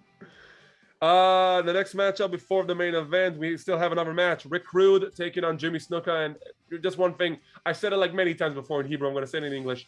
I hate the redub of the network when they took the original theme from the Ravishing Rick Rude and turned it into that monstrosity, whatever that is. I mean, just pay Jim Johnston his money and get the theme. They took out the Hillbilly Jim's theme. They took out Rick Rude's theme. Stop it. Just stop it. Well, That- would have been smart to either keep Jim Johnston around, which would have been my preference, or at least make a deal with him where WWE still has, the license to use those songs. But here's the thing. According to what Jim Johnson said in one of his interviews, he doesn't own anything. They screwed him out of his contract. So basically, even if I don't think he even gets royalties from the music they still use on the network. So why not use it? Does it belong to a third party, maybe? Well, the one thing I don't get, and I'll be really open about this, is why do they get to use this theme but not that theme? Good question. Like I remember when the Big Boss Man, there was a time on the network when every time Boston was in his former persona, like the good cop by a hard times guy, they played this 1998 theme, and I was like, why? It's yours, hard times. I remember that. Yeah. And I really don't get it, because you would think that if you have somebody under contract to make music as a work for hire, which Jim Johnston was, he was under contract to WWE. Why would you not be able to use it going forward? I understand with the Slick theme, because that was a cover version of another song that already existed. But I don't get it. Hillbilly Jim wasn't a cover version. It was just a Jim Johnston song. I mean, they kept using Jimmy Hart songs after he was gone. Mhm. So what was the deal there? I don't know, but I'm really sad that Jim Johnson doesn't do more music these days for wrestlers all around, and we get this weird stuff we got on WWE right now. And I mean, why? Just bring him back. I mean, come on. CFO, they were cool. They're okay, even though every theme song is the same exact theme song and generic, same beats, same tone. Jim Johnson had personality in his themes. I loved his themes. I could do a whole episode on him on Spotlight when me and Gordon will talk about him. Still, Jim Johnson for me is a legend in this business. He deserves another chance. May I recommend bringing him to AEW to do a couple of themes there? You know what? My initial position was they should bring him in because he was so good. But if they want to do their own thing, I'm not sure if they should. Like if it sounds too, I wouldn't be adverse. I wouldn't be against it, obviously, because Jim Johnston deserves every little dollar he can make, and he deserves to be respected. I'm just saying that Mikey Ruckus is really good as well. It's good. The guy who's It's doing AEW stuff. The Adam Cole theme, for instance, is spot on. You got it. But I agree that Jim Johnston should be involved in wrestling in some capacity because it's a waste not to have him. If you look back at so many of the characters of the 80s and 90s, his themes made those characters. The Demolition theme made Demolition. I know you don't like him, but No, not as much as the I Road Warriors. agree, completely agree. Demolition, Ultimate Warrior. I don't think he did the Hogan one. That was somebody else. That was Rick Derringer. Rick Derringer, exactly. But he did the Warrior and Bret Hart and the Rockers. Actually, the Rockers is a faster theme on the Ultimate Warrior when he played forward. Still, the guy had some magic in his fingers when he created his theme songs, and I just miss his work. That's what I'm saying. 100%. Oh, and by the way, Rick Rude defeated Jimmy Snuka. I'm just saying. There was a match apparently, but what was it? A minute? But I just want to say it was okay. It's an okay match. But it kind of feels like A novelty act, like Jimmy Snuka is just Hold there on. to just get Hold seen. on. No. All I right. was about to say that this one looked like these are the last two guys left with the two last major guys left with nothing to do. get them into a match. That's fair. Yeah. I personally never enjoyed Rick Rude in the WWF, aside from when he feuded with Jake the Snake Roberts. That was the only time I ever cared for Rick Rude in WWF. Really? Didn't really care for Jimmy Snuka back then. Certainly don't care for him now. Yeah. Of course. Yeah. It was a match. I had the same reaction you had, by the way, when I was watching it. It was like, oh God, we have another match. Like it actively felt like a slog getting through this card to get to Hogan Warrior. True. Even as a kid. So true. And this show was only almost 3.5 hours long compared to a WrestleMania these days when it was only one night to 7 hours. Just imagine 3.5 hours, and to us it's like, oh, 3.5 hours, I can do it like that. But it's 14 matches. It's I don't exhausting. have the patience. I don't have the patience anymore. Obviously. All right. Like, yeah, but I have no idea how I sat through UFCs for 15 years, which usually run for about 5 hours, and you're sitting in your broadcast position for 5 hours and just talking and talking and talking and talking. I have no idea. Like anything, for me personally, 1 hour is great. 2 hours is good. Anything longer than that, and I don't want any part of it. I don't know why would people stretch it this far. my condolences. All right, we made it. The main event, the ultimate challenge, Ultimate Warrior, Hulk Hogan, champion versus champion, title for title. The only time in history, as I can remember, that Hogan challenged for the Intercontinental Championship. The story of the match, they had a face-off at the Royal Rumble. Hogan wins, shocker. Then about a week afterwards, Hogan sets up the ultimate challenge. He challenges Warrior to a match of who's the greater force in the World Wrestling Federation. A week afterwards, or about 2 weeks afterwards, Jack Tunney announces it will be champion versus champion, title for title. They're showing us this reminiscing of like other matches they had between Perfect and Genius when they interacted with each other. Warrior clotheslines Hogan by accident. Then in another match, Hogan gets squashed by Earthquake, who wears a bronze attire. I fought for that one. And then Warrior tries to save him. They have a face-off. He almost clotheslines him again, and then he stops. And then we get to this match. Now, what I like about this match, before we even get to the match itself, is because the fact is that ever since WrestleMania 3, it's been a game of how can you top that?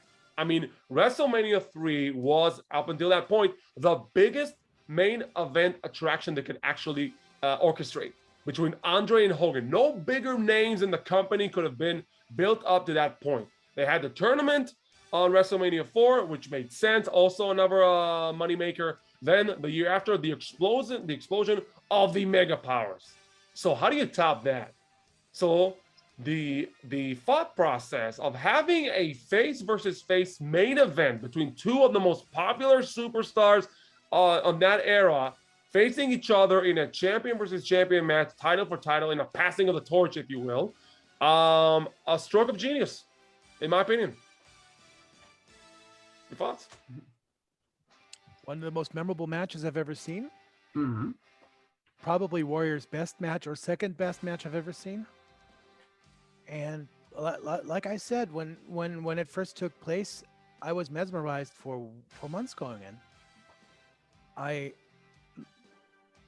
The year before when Hulk Hogan wrestled Randy Savage, I wasn't sure who was going to win.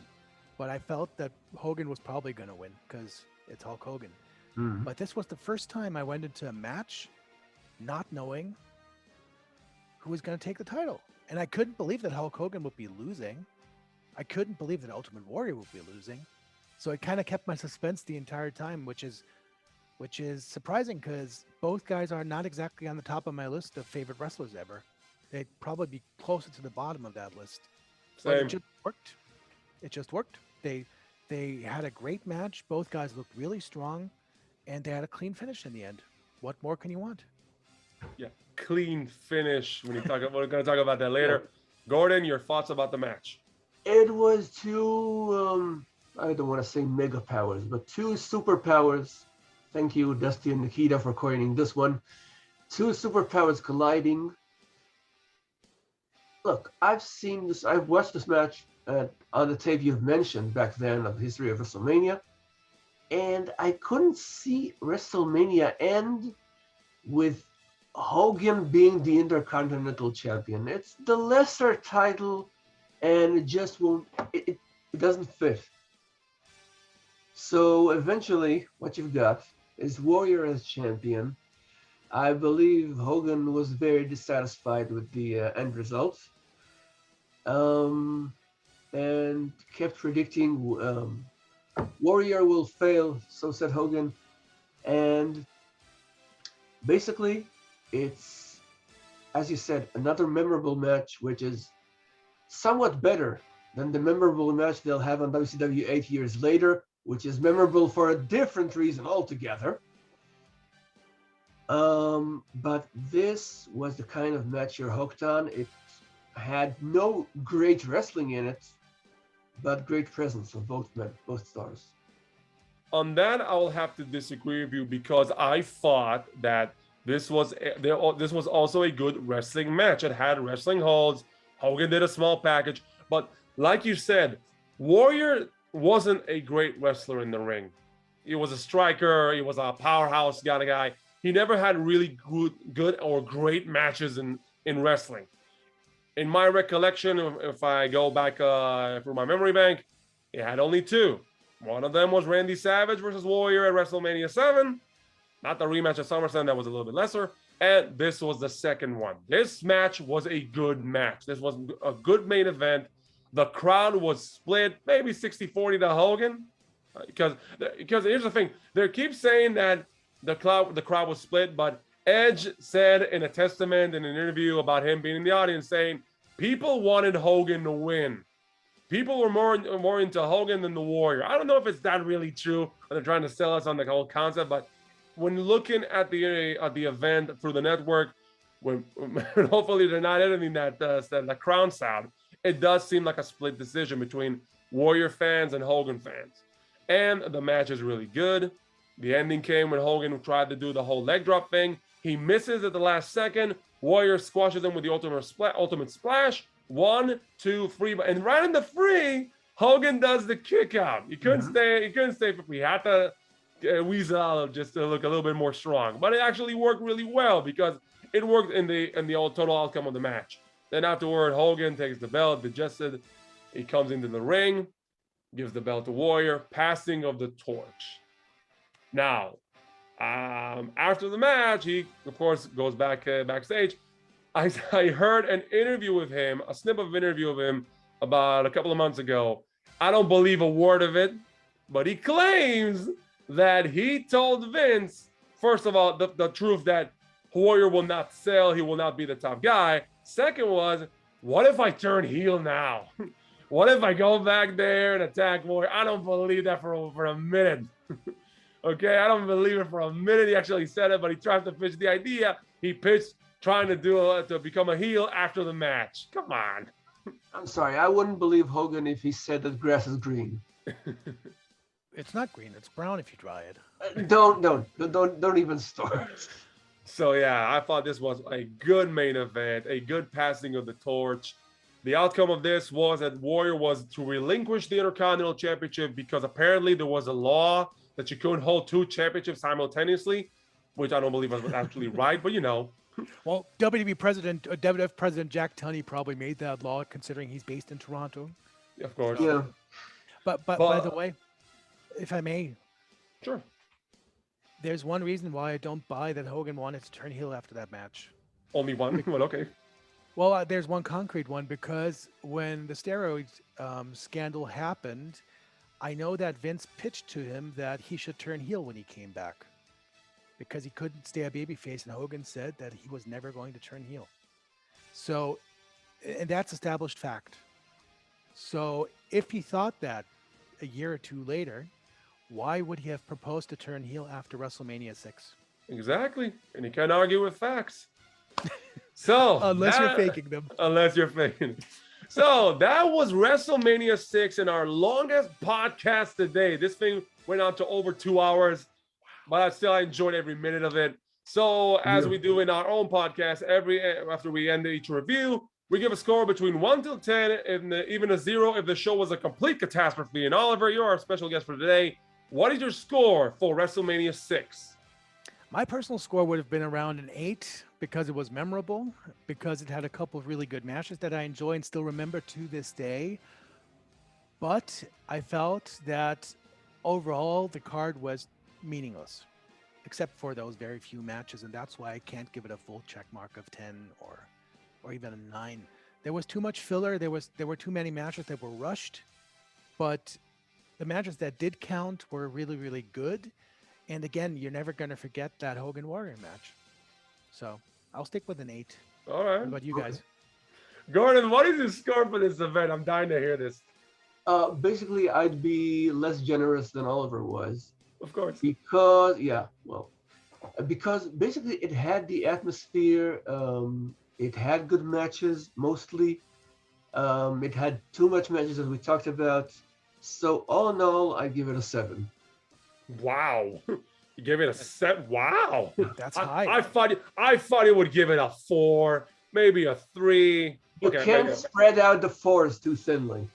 Gordon is just being nice to me, so he didn't want to go too low. I'll tell you what, I'm going to give this event a 6, and I'll tell you why. Because when I look at the pay-per-view through the eyes of a more mature eyes, I try to incorporate a couple of factors. Number one, the storylines going into the event. And when you look at this pay-per-view, not all of them stick. The landing doesn't stick unlike most of them.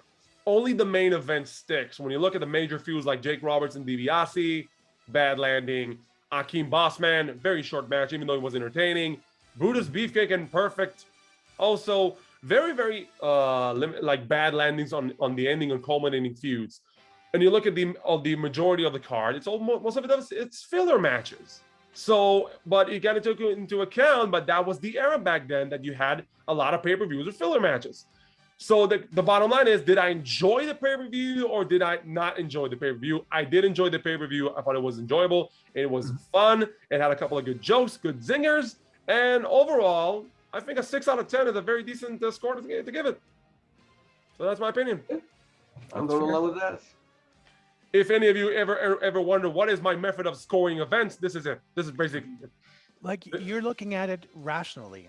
I'm looking at it through from the perspective of, I watched those WrestleManias when they took place. I remembered that WrestleMania 4 sucked donkey dong. WrestleMania 5 had about one good match. So WrestleMania 6 just felt like, if you're grading on a scale, it just felt grading on a curve, it just felt much bigger, and that's maybe why I remember it more, and that's why maybe I over appreciate it. No, it's cool. Like, you can take it into account, the nostalgic factor. I do the same when it comes to my favorite Royal Rumble, 1994, and Gordon knows this. Mm-hmm. I scored that event, I think, an 8.5 out of 10. He gave it a 3.